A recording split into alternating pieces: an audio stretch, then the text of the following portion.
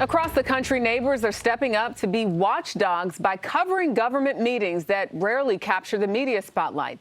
They call themselves the documenters. And in tonight's Weekend Journal, Cummings of our Minneapolis station, WCCO, shows us how they're building accountability through community. Every month in North Minneapolis, the Northside Green Zone Task Force gets to work.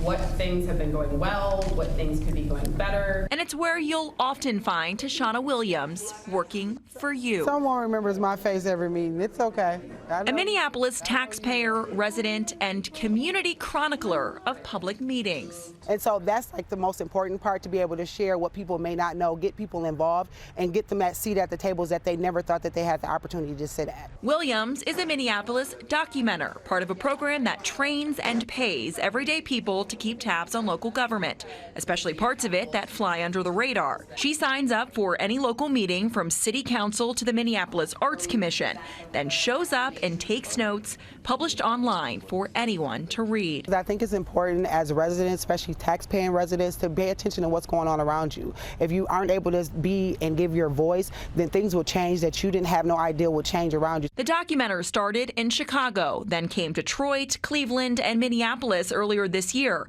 Now the network has grown even more with hopes of further expansion. We heard from many cities that there are lots of public meetings that are not being documented, that aren't being covered. Documenters often, can be at places where reporters are not able to always be. Pillsbury United Communities is taking the lead in Minneapolis, where there are 40 active documenters like Tashana. Local government is not very accessible to the everyday person.